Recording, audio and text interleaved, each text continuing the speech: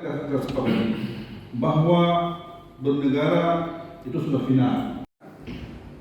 Jadi tidak boleh. Syederalun, Forum Kerukunan Umat Beragama atau FKUB menghadirkan sebanyak 30 peserta dari kalangan imam mukim dan tokoh masyarakat sekabupaten setempat guna menyelenggarakan rapat koordinasi atau rakor menjelang HUT RI ke-78 serta menjelang pemilu serentak 2024 pada Kamis 10 Agustus 2023 yang diselenggarakan di Aula Kantor Kesatuan Kebangsaan dan Politik atau Kesbangpol.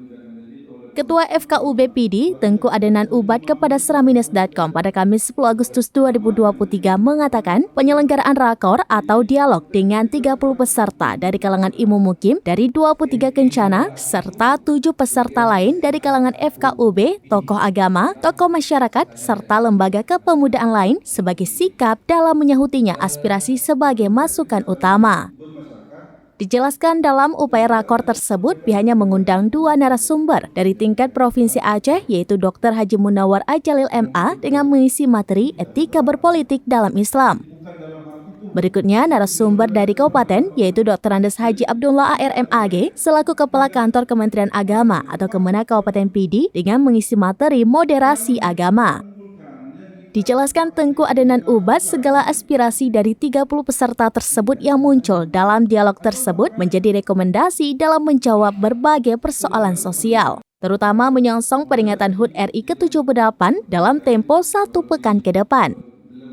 Serta juga menghadapi pemilu serentak 2024 mendatang dengan komitmen bersama pemilu damai seutuhnya. Dari hasil diskusi rakor tersebut disepakati agar semua pihak dapat menyukseskan atas puncak HUT RI ke-78 sebagai kenikmatan yang sangat tinggi, sehingga perlu dilakukan perawatan secara menyeluruh.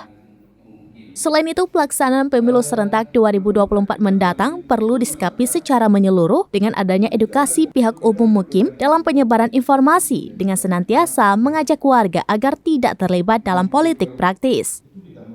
Tentunya tidak terlibat saling mendiskreditkan pihak lain, baik berupa penyebaran berita hoaks, termasuk juga tidak terlibat kampanye hitam, suap menyuap atau money politics, serta perlu penegakan hukum bagi para pelanggar hukum dalam pemilu. Dari PD, Idris Ismail, Seramines.com.